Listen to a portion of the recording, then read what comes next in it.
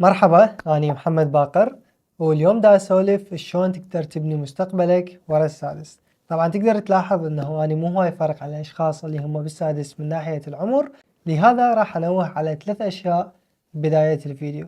الأولى أنه أنا دا أسولف عن تجاربي الشخصية وتجارب الأشخاص اللي أعرفهم، هاي الثانية.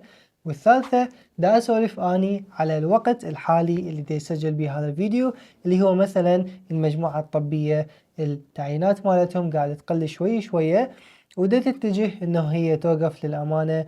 ومثلا آخر حل من حلول الحكومة انه تسوي التعيين مالتهم مجرد عقود، وإذا تبوا على كل العالم فماكو دولة بالعالم تقدر تعين هاي الأعداد أو تعين كل الخريجين مالتها. ما دا أحكي عن الحكومة مالتنا، دا أحكي مجرد روح أقرأ وشوف الدول شلون تشتغل. فهذني 3 أشياء حبيت أنوه عليهم قبل ما يبدأ الفيديو.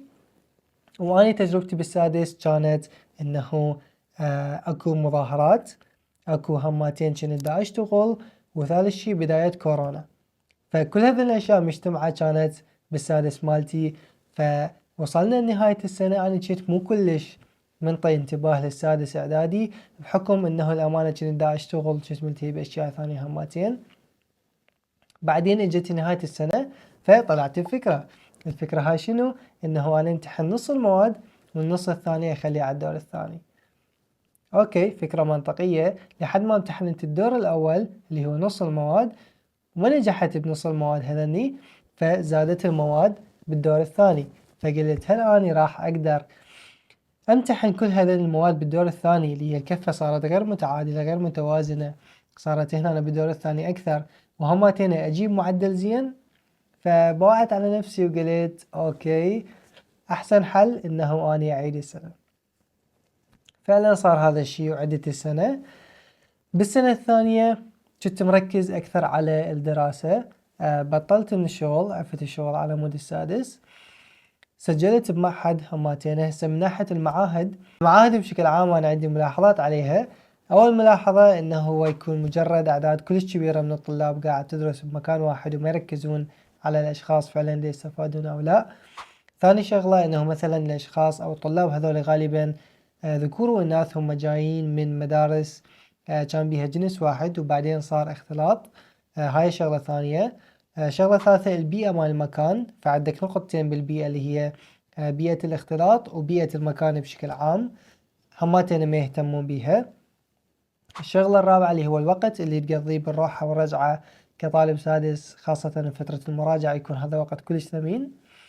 فعندي أكثر من ملاحظة على هذا الموضوع، لهذا أريد أنه أنت إذا طالب سادس تنتبه وتركز على المعاهد اللي سجل بيها. هل فعلا أنت تحتاج تذب كل هاي الفلوس عليها والوقت لو لا؟ لأنه هناك مدرسين درست عليهم على اليوتيوب كانوا أحسن بهواية من الأشخاص اللي درست عليهم حضوري بالمعاهد، واللي دفعت لهم أكثر، واللي على وقتها كنت أدرس عليهم مجانا، واللي هو كان دكتور الفيزياء حسن عبد الأئمة أتوقع كان اسمه، واللي كلش من الدكاترة اللي أحبه وأحب شرحه لحد الآن. بالسادس أعرف أنه كليتها قاعدة تروح معاهد أو كليتها قاعدة تسجل خصوصا بالمنصات التعليمية، لكن حاول تاخذ لك نفس وتعرف أنت شنو اللي يناسبك. هل يناسبك معهد وكل هاي الهوسة مالته والتنقل وإلى آخره، لو هل يناسبك أونلاين، لو شنو اللي يناسبك بالضبط إذا أكو فد خيار ثالث بالنسبة لك، قبل ما تشيت وتدفع كل الفلوس وتخسر كل الوقت حتى إذا ما كان أكو فلوس. والحمد لله وراها امتحنت سادس للسنة الثانية ونجحت وكملت.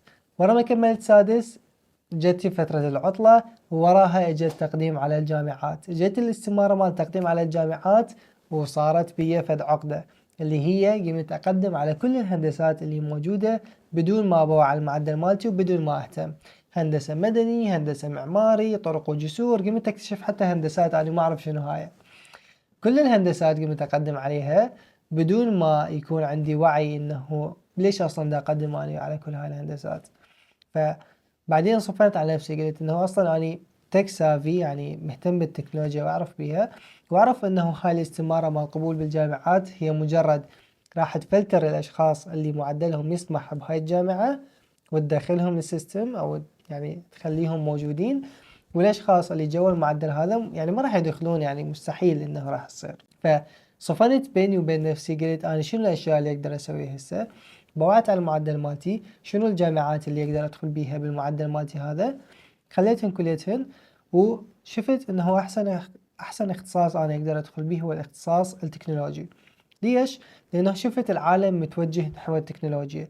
هسه شلون من نبوع على العالم متوجه نحو الذكاء الاصطناعي، فهمتين على ذاك الوقت اللي كنت ادخل بيه جامعة العالم كله متجه باتجاه التكنولوجيا، ففعلا قدمت وانقبلت بجامعة تكنولوجيا المعلومات والاتصالات. لكن رحت للجامعة، سألت أصدقاء، حاولت أعرف عن المناهج مالتهم، زرت الموقع مالتهم مال الجامعة وظليت أسأل، وحتى زرت الجامعة بوقتها وتعرفت على أصدقاء هناك.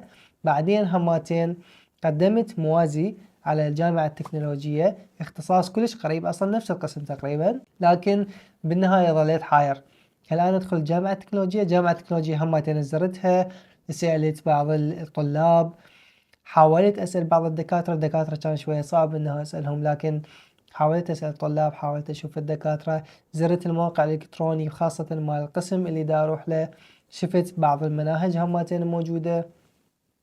فبالنهاية ظليت كلش حاير، أنا أدخل الموازي اللي راح أدفع بيه فلوس، لو أدخل القبول المركزي مالتي جامعة تكنولوجية، لو تكنولوجيا المعلومات والاتصالات. فجبت ورقة دفتر، هاي خلينا نقول الورقة، قسمتها بالنص وخليت هنا جامعة تكنولوجيا المعلومات والاتصالات وهنا جامعة تكنولوجيا، سلبياتها وإيجابياتها، سلبياتها وإيجابياتها.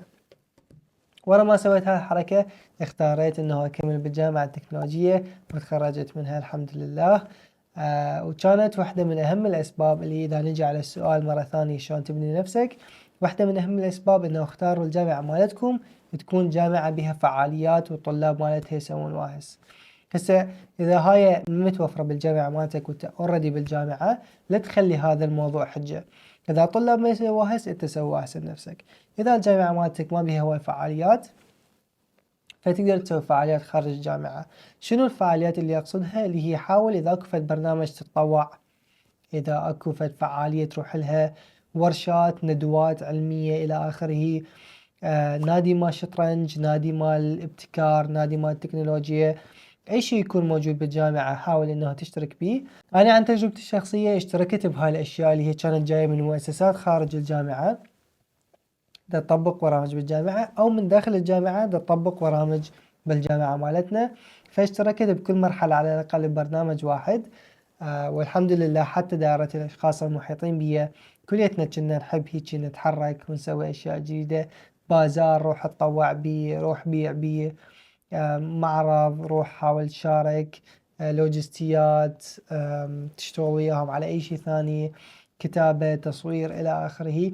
جرب كل الفرص اللي موجودة، هذا الشيء راح يعطيك فد شغلتين، الاولى راح تتعرف على ناس، والثانية راح تتعرف على مجالات كلش هواية جديدة. فأنا بديت هذا الشيء أنا وأصدقائي تقريبا المرحلة الأولى، فبدت تنبني طابوقة طابوقة عندنا هذا الأساس، إنه بدينا نتعرف على ناس وبدينا نتعرف على مجالات هواية.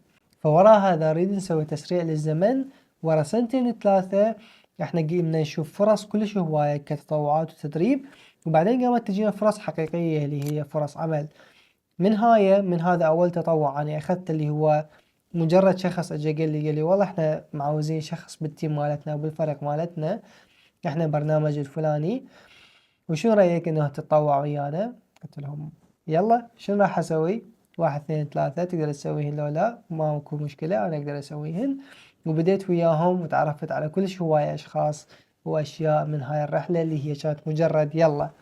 فحاول انه بما انه الشيء هذا ما يضرك، حتى اذا ما تعرف شلون راح يفيدك، بس انه ما راح يضرك، شارك بهذا الشيء، ما راح تعرف شلون ممكن بالمستقبل هذا يفيدك ويعود عليك فوائد انت ما متوقعها. فالحمد لله ورا هذا الشيء بأشهر تقريبا اتطوعت بأول شركة، أو تدربت العفو بأول شركة. التدريب كان 150 ألف، بس كان يمشي هيك وضع شلون ما كان أثناء الجامعة.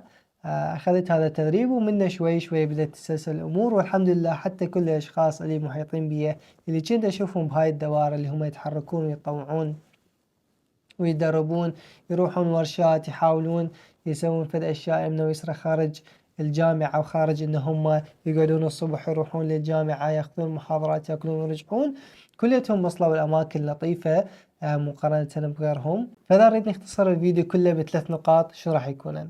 هذين ال3 نقاط، أول وحدة راح يكون اختار التخصص الجامعي لأنه أنت تريده وأنت مؤمن به، لأنه بعدين لا التعيينات راح تبقى ولا الأشياء الثانية راح تبقى، وغالبا راح تتندم. وأعرف ناس حولوا من الهندسة برابع أو ثالث سنة، بعد لهم سنة واحدة يتخرجون وحولوا منها لأنهم ما كانوا يريدوها.